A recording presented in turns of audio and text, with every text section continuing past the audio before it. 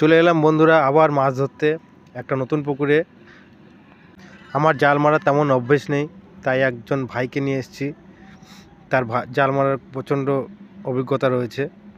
শুধু জাল মারতে পারলেই হবে না, মাছ ধরার রাশিও দরকার আছে, নাহলে মাছ পাবে না। সারাদিন বসে থাকবে, কোনো মাছ পাবে না, এমনও হয়, আমারও নিজেরও হয়। দেখুন প্রথম খেয়ে কত পরিমাণে মাছ এসছে, একদম জাল ভরে মাছ এসছে। সব মাছ এখান থেকে নেওয়া যাবে না, ছোটো মাছগুলো নেওয়া যাবে না। পুকুরের মাছগুলোকে বড় হতে দিতে হবে, তারপরেই মাছ ধরতে হবে। ছোট মাছ ধরলে পরে কোনো লাভ নেই, ছোট মাছগুলো তো বড় হবে। বেশি মাছ আমরা ধরবো না, খাওয়ার মতো মাছ হলেই হবে। তাই 2-3টা খেয়াও যা মাছ হবে হবে, তা দিয়ে আমাদের হয়ে যায়। প্রথম খেয়াও যে পরিমাণে মাছ উঠেছে, তারপর আর 2-1টা খেয়ার বেশি দরকার পড়বেও না। যাই হোক, সেকেন্ড খেয়াও চলে আসলাম। সেকেন্ড খেয়াও দেখা যাক কত পরিমাণে মাছ ওঠে। সেকেন্ড খেয়াও অনেক মাছ দেখা যাচ্ছে, উপরে মাছ চলে এসছে, কেমন করে লাফালাফি করছে।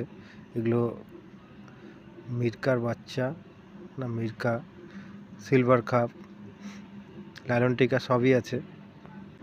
এই খেয়েও অনেক মাছ উঠেছে। এরপরে আর একটা খেয়েই মারবো, দেখা যাক কত মাছ ওঠে। এই খেয়ের মাছগুলো রেখে লাস্ট খেয়েও মারছি। সরি, আমি তো মারছি না, আমার ভাই মারছে। এই খেয়ে দেখা যাক কত মাছ ওঠে। উঠে আসছে মাছ, এখানেও দেখা যাচ্ছে উপরে মাছ চলে এসছে।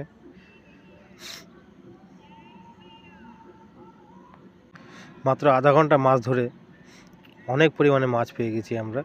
পুকুর মালিককে কিছু মাছ দিতে হবে, বাকি মাছ আমরাই নিয়ে যাব। এই খেয়ে বেশি মাছ আসেনি, কারণ একই জায়গায় 3-4 বার খেয়া মারলে পরে বেশি মাছ থাকেও না, সব মাছ পালিয়ে যায় এদিক ওদিক। যাক 2-3টে মাছ এসছে।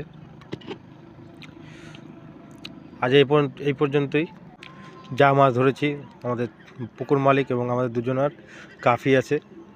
আবার নেক্সটে দেখা যাবে কোনো দিন। ধন্যবাদ।